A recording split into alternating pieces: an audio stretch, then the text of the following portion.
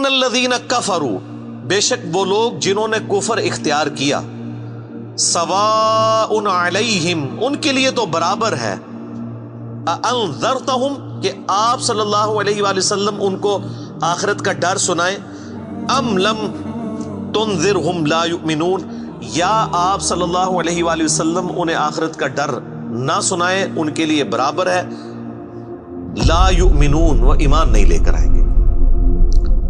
اچھا، اس کا یہ مطلب نہیں ہے کہ جو کافر ہے اس کو آپ نے تبلیغ نہیں کرنی ہے۔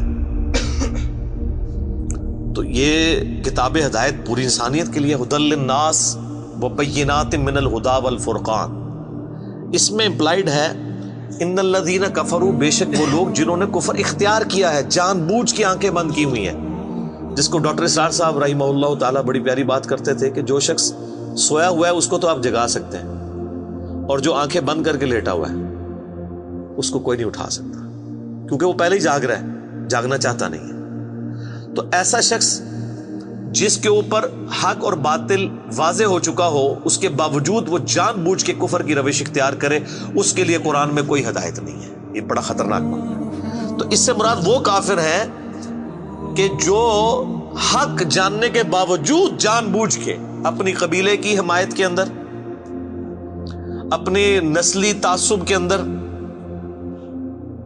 یا جیلسی فیکٹر کی وجہ سے، جس طرح یہودی تھے، نبی صلی اللہ علیہ وآلہ وسلم کو ماننے سے انکار کر دیا، وہ سب کے سب اس کیٹیگری میں فال کرتے ہیں۔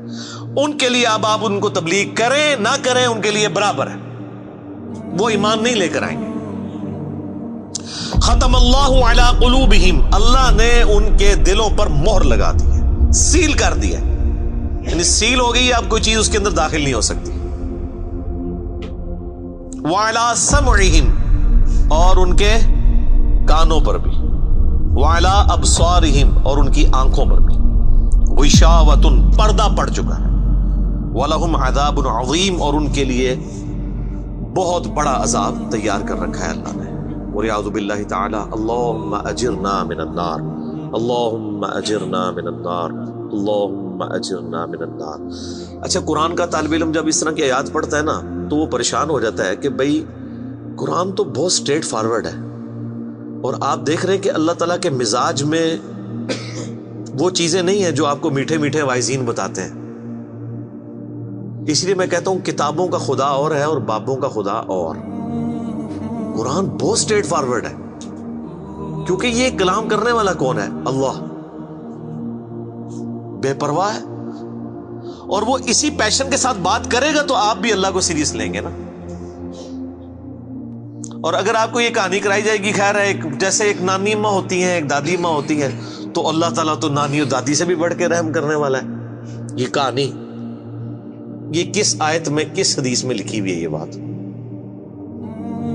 اور میں اس کو پھر اینٹی وینم الزامی جواب کے طور پہ، پھکی کے طور پہ کہتا ہوں کہ اگر یہ نانی دادی اور ماں کے ساتھ آپ اللہ کو تشبیہ دے رہے ہیں اس کی محبت کو، تو کیا یہ نانی دادی اور ماں والی محبت اللہ تعالیٰ کی ابو جہل اور فرعون کے ساتھ بھی ہے؟ تو سارے کہیں گے نہیں۔ تو جو کلمہ پڑھ کے اللہ کے نافرمان اور باغی ہے ان کے ساتھ بھی ہے؟ نہیں۔ جو اللہ کی طرف رجوع لے آئے ان کے لیے، پورے قرآن میں ایک آیت بھی ایسی نہیں ہے کہ جو اللہ کا باغی ہو، رجوع نہ لانے والا ہو، اللہ کہتا ہوں میں اس کو معاف کرنے والا ہوں۔ ہمیشہ یہ ہے کہ جو توبہ کر لے، اپنی اصلاح کر لے، رجوع لے آئے۔ یہ درجنوں آیات ہیں، وہ وقت کے ساتھ آئیں گی، ورنہ تو میں اسی آیت کے اوپر ہی پورا یہ لیکچر ختم کر دوں گا، پھر آپ کا وہ یہ مصحف تو پچھلا تو 9 سال میں ختم ہوا ہے، یہ 18 سال میں بھی ختم نہیں ہونا۔ لیکن جنرل میں بات ضرور کروں گا تاکہ آپ کو ایک کنسیپٹ کلیئر ہو کہ جو باتیں بتائی گئی ہیں بالکل نان سینس باتیں ہیں، اس طرح کا کوئی کنسیپٹ نہیں ہے اسلام کے اندر۔ ایک میرا یوٹیوب پہ کلپ بھی ہے، اللہ کی رحمت سے دھوکا، وہ آپ کلپ دیکھیں، میں نے اس میں کراس ریفرنس کے طور پہ کئی آیات پیش کی ہیں کہ یہ آپ کو بالکل کہانی کرائی گئی ہے۔ اللہ تعالیٰ اپنے معاملات میں بہت سخت ہے۔ اچھا، اس کی وجہ سے بعض لوگوں کے دماغ میں یہ بھی آ جاتا ہے کہ یار اللہ تعالیٰ دیکھو مور لگا دیتا ہے، نعوذ باللہ، اللہ تعالیٰ کی اپروچ بڑی کوئی فنیٹک والی ہے، نعوذ باللہ۔ ایسا نہیں ہے، یہ ان لوگوں کے لیے جو جان بوجھ کے حق سے اناد کرتے ہیں، تو پھر اللہ تعالیٰ کے غضب کا کوڑا ان پہ پڑتا ہے کہ یار ان کو بات سمجھ بھی آ گئی تھی، اس کے باوجود انہوں نے یہ کیا ہے، اب میں ان کو نہیں چھوڑوں گا، اب ان کے اندر ہدایت داخل بھی نہیں ہو سکے گی. یہ بہت، یعنی اس کو کہتے ہیں پوائنٹ آف نو ریٹرن. اب اس پہ اللہ تعالیٰ کو کوئی پوچھ نہیں سکتا، اس کو اللہ نے بین کیا ہے. لا يسأل عما يفعل وهم يسألون. اللہ کو کوئی نہیں پوچھ سکتا اس نے کوئی کام کیوں کیا. اللہ ہر ایک کو پوچھ سکتا ہے. یہ اللہ کو گلا نہیں کیا جا سکتا.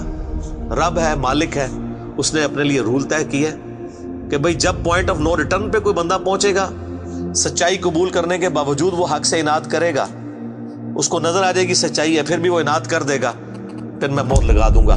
آؤ پھر وقت کا پیغمبر بھی اس کو ہدایت نہیں دے سکتا. انک لا تہدی من احببت ولکن اللہ یہدی من یشاء. اے نبی، جس سے تم محبت کرتے ہو تم بھی اسے ہدایت نہیں دے سکتے. اللہ جسے چاہتا ہے ہدایت دیتا ہے. ہدایت کس کو دیتا ہے؟ والذین جاہدوا فینا لنہدینہم سبلنا. جو لوگ ہماری راہ میں کوشش کریں گے ان کے لیے ہم اپنی راہیں کھولیں گے. اس کائنات کی سب سے ایلیٹ چیز ایمان ہے، جس کے اوپر ہمیشہ کی کامیابیوں اور ناکامیوں کا فیصلہ ہونے والا ہے. تو آپ کیا سمجھتے ہیں کہ آپ کو یہ راہ چلتے فٹ پاتھ پہ گری پڑی مل جائے گی؟ اس کے لیے کوئی ایفرٹ پٹ نہیں کرنی پڑے گی. اور دنیا میں جس چیز کی منفعت چند سالوں کے لیے ہو وہ بھی اتنی ایفرٹ پٹ کرنے کے بعد ملتی ہے. اور جس سے ہمیشہ کی کامیابیاں آپ کا مقدر ہونے والی ہیں، آپ سمجھتے ہیں کہ وہ آپ کو چنگے جی لگ جائے گی، مفت میں مل جائے گی؟ نہیں، ناٹ ایٹ آل.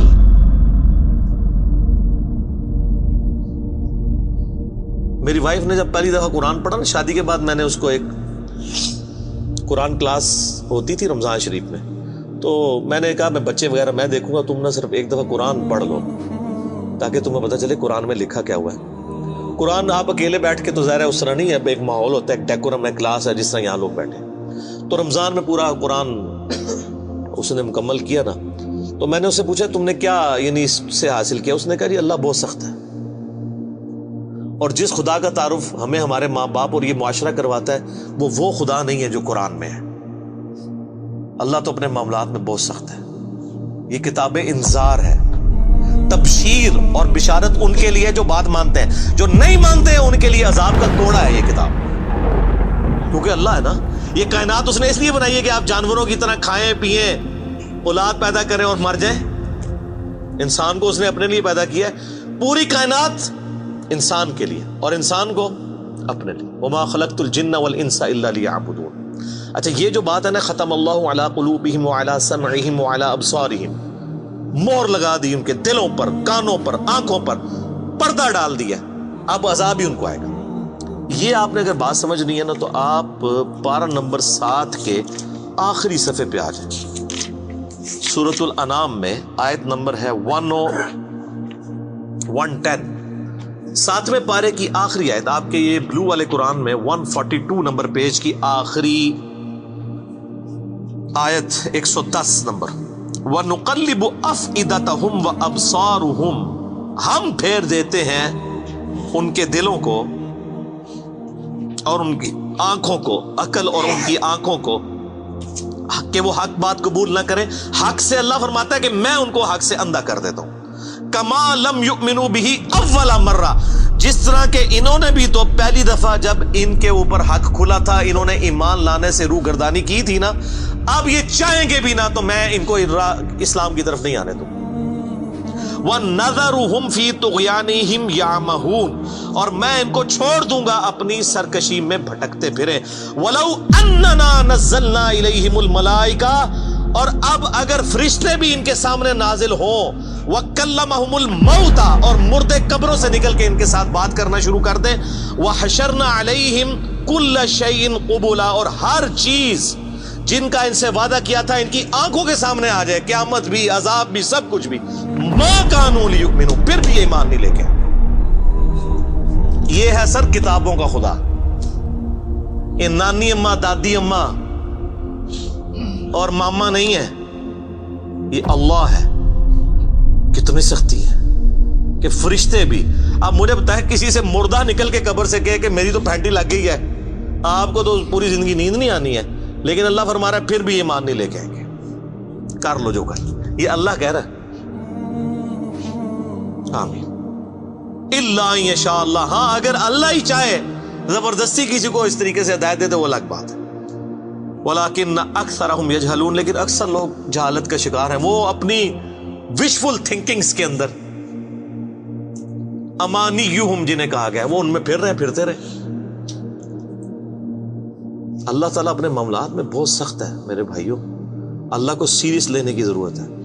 ظاہر ہے اس کائنات کی ایک ہی حقیقت ہے، وہ اللہ ہے، اگر اس کو کوئی سیریس نہیں لیتا تو اللہ تعالیٰ کے لیے کیا ہے؟ وہ تو اپنے نبی سے 3 دفعہ قرآن میں کہلوا رہا ہے، قل انی اخاف ان عصیت ربی عذاب یوم عظیم، اے نبی تم فرما دو کہ بالفرض اگر میں بھی اپنے رب کی نافرمانی کروں تو مجھے خود اس بات کا ڈر لگا ہے کہ بڑے دن کا عذاب مجھے بھی آ پکڑے گا۔ جی سورۃ الانعام، سورہ یونس، سورہ الزمر، 3 سورتوں میں یہ ایک آیت 3 دفعہ آئی ہے۔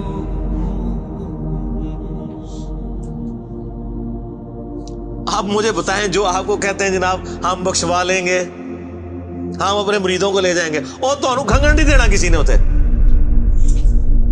تو یہ اس لیے کہ نہ انہوں نے خود قرآن پڑھا ہوا ہے اور نہ آپ کو پڑھنے دیں گے، ورنہ آپ کا دماغ کھل جائے۔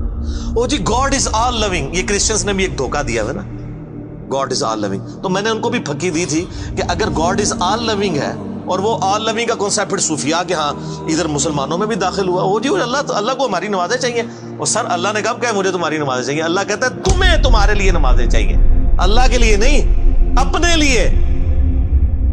گاڈ از آل لونگ، او آل لونگ اس کے لیے ہے جو اس کا بندہ بن جائے گا، باغی کے لیے نہیں۔ تو پھر میں نے ان کو دنیاوی طور پہ ایک الزامی جواب، اینٹی وینم پھکی دی ہے کہ بتاؤ تمہارے دشمن کی بھی بیوی ہو اگر کوئی اور اس کے چھوٹے چھوٹے 4 بچے ہوں، کیا تم اپنے دشمن کے لیے خواہش رکھو گے کہ اس کی بیوی چھوٹے چھوٹے 4 بچے چھوڑ کے مر جائے اور اس کے بچے سوتیلی ماں کے ہاتھوں پٹتے رہے، ان کے مینٹل ماڈلز تک بدل جائیں؟ سارے کہیں گے نہیں نہیں جی، کیوں نہیں؟ دل پسیجتا ہے۔ اچھا آپ کا دل پسیجتا ہے اور آپ نے ہمیں یہ کہانی کرائی ہے کہ اللہ تعالیٰ ماں سے اتنے گنا اور دادی سے اتنے گنا اور نانی سے اتنے گنا محبت کرتا ہے، تو وہ اللہ روزانہ ہزاروں ایسی عورتوں کو موت کیوں دیتا ہے جن کے 4 چھوٹے چھوٹے بچے ہوتے ہیں؟ اس پہ ساروں کی زبانیں گنگ ہو جاتی ہیں۔ اگر وہ آل لونگ ہے کیوں موت دیتا ہے؟ آپ تو اپنے دشمن کی بیوی کو بھی موت نہ دیں، وہ روزانہ ہزاروں ایسی ماؤں کو موت کیوں دیتا ہے جن کے چھوٹے چھوٹے بچے ہوتے ہیں؟ اس کا مطلب ہے آپ نے جو احساسات ڈیولپ کیے ہوئے ہیں کہ اللہ اپنے بندوں کے ساتھ یہ کرتا ہے، وہ نہیں ہے۔ اللہ اپنے احساسات کا اسیر نہیں ہے، اللہ کے وہ جذبات نہیں ہیں جو آپ کے ہوتے ہیں، وہ بے پرواہ ہے۔ ہاں جو اس کا ہو جائے نا اس کے لیے معاملہ الگ ہے۔ وہ صحیح بخاری میں حدیث ہے کہ جس نے میرے ولی کے ساتھ دشمنی کی میرا اعلان جنگ ہے اس کے خلاف، اور انسان میرا قرب نہیں حاصل کرتا مگر فرائض کے ذریعے اور نوافل پہ استقامت کے ذریعے اس لیول پہ پہنچ جاتا ہے کہ میں اس کے ہاتھ بن جاتا ہوں جس سے وہ پکڑتا ہے، میں اس کے کان بن جاتا ہوں جس سے وہ سنتا ہے، میں اس کی آنکھیں بن جاتا ہوں جس سے وہ دیکھتا ہے، میں اس کے پاؤں بن جاتا ہوں جس سے وہ چلتا ہے۔ اچھا ادھر ہی حدیث روک دیتے ہیں صوفیاء اور وہ کہتے ہیں نہیں وہ خود ہی خدا بن گیا، ایتھوں ہاتھ پائے گا اینج ہو جائے گا۔ وہ آگے پڑھو کیا لکھا ہوا ہے، وہ جب اپنے دشمن کے اگینسٹ مجھ سے پناہ طلب کرتا ہے میں اسے پناہ عطا کرتا ہوں۔ اگر وہ اللہ ہی سے پناہ طلب کر رہا ہے تو وہ پھر ہاتھ مارنے جو گا تو نا یہ ہاتھ بن جاتا ہوں، پاؤں بن جاتا ہوں، کان بن جاتا ہوں، اس سے مراد یہ کہ اس کا اوڑھنا بچھونا پھر میں ہی بن جاتا ہوں۔ قل ان صلاتی و نسکی و محیای و مماتی للہ رب العالمین، اے نبی تم فرما دو بے شک میری نماز، میری قربانی، میرا جینا، میرا مرنا سب اللہ کے لیے۔ اوڑھنا بچھونا اللہ بن جاتا ہے۔ اس حدیث کے آگے الفاظ ہیں، اللہ تعالیٰ فرماتا ہے مجھے کبھی کسی معاملے میں ہچکچاہٹ نہیں ہوتی سوائے ایک معاملے کے کہ جب مجھے اپنے کسی مومن بندے کو موت دینی پڑتی ہے۔ اللہ کہتا ہے میں بھی اس پہ ریلیکٹڈ ہوتا ہوں، کیوں؟ میرا بندہ موت کو ناپسند کرتا ہے۔ ظاہر ہے موت تو کسی کو بھی پسند نہیں ہے، انسان زندہ رہنا چاہتا ہے، اور یہ اللہ نے انسان کی کوالٹی رکھی ہے کہ اسے زندہ رہنے کی خواہش ہے۔ اسی لیے اولیاء اللہ بھی جب خطاب کر رہے ہو نا وہاں پہ اسپیکر پھٹ جائے تو وہ بھی یوں کر جاتے ہیں، لا خوف علیہم ولا هم یحزنون۔ کیوں کرتے ہیں؟ یہ نیچرل اللہ نے رکھا ہوا ہے۔ کسی اولیاء اللہ کو کہنا یہ سامنے یہ بٹ صاحب کے پاس جو بندوق بڑی خطرناک سی انہوں نے تانی ہوئی ہے، کسی اولیاء اللہ کو کہنا پڑھ لے کلمہ میں چلان لگاؤں، تو آپ دیکھ لیں اس کی کیا حالت ہوگی۔ یہ اللہ نے نیچرل رکھا ہوا ہے۔ موت تو اللہ فرماتا ہے کہ میں بھی ریلیکٹڈ ہوتا ہوں، وہ اپنی موت کو ناپسند کر رہا ہوتا ہے اور میں اسے موت دے کے اپنے پاس لانا چاہتا ہوں۔ پھر کیا ہوتا ہے؟ پھر تو وہ قرآن پاک میں سورہ حمیم سجدہ میں ہے نا کہ ایسے لوگوں میں پھر فرشتے نازل ہوتے ہیں، ان کو بشارت دیتے ہیں موت کے وقت. اور پھر سنن ابی داؤد میں، سنن نسائی میں بڑی ڈیٹیلڈ احادیث ہیں کہ جب ایمان والے کی موت کا وقت قریب آتا ہے تو باقاعدہ اس کو آمادہ کیا جاتا ہے کہ وہ خود کہ میں مرنا ہے. وہ جب سب کچھ دیکھتا ہے وہ کہتا ہے ٹھیک ہے جان دو. پہلے نہیں کہتا جان دو. بڑا مشکل کام ہے. پہلے کہنا کہ جان دو تو حضرت موسیٰ علیہ السلام تھپڑ کیوں مارتے ہیں اسرائیل کو؟ میرا وہ بھی کلپ چڑھا ہے نا بخاری مسلم میں حدیث ہے جو. تو یہ بہت سینسٹیو ایشو ہے. اللہ تعالیٰ کے بارے میں آپ اپنے دماغ کھول لیں. یہ آپ وہ کتاب کھول رہے ہیں جو بابوں کی لکھی ہوئی نہیں ہے کتاب. یہ اللہ کی نازل کردہ کتاب ہے. اس کو اسی طریقے سے سمجھنا ہے. شروع میں ہی آپ کا کانٹا نکل جائے گا تو آپ کو آگے قرآن سمجھنا آسان ہوگا. اللہ کے مزاج کو سمجھنا ہے آپ نے. اور یہ دماغ میں بات طے کر لینی ہے کہ بابوں کا خدا اور ہے اور کتابوں کا خدا اور. یہ آپ جو پڑھ رہے ہیں نا یہ وہ خدا ہے جس کا تعارف محمد رسول اللہ صلی اللہ علیہ وآلہ وسلم نے آپ کو کروایا. یہ وہ خدا ہے جس کا تعارف پیغمبروں نے کروایا اور پیغمبروں نے ان کتابوں کے ذریعے کروایا جو اللہ نے ان پہ نازل کی تھی.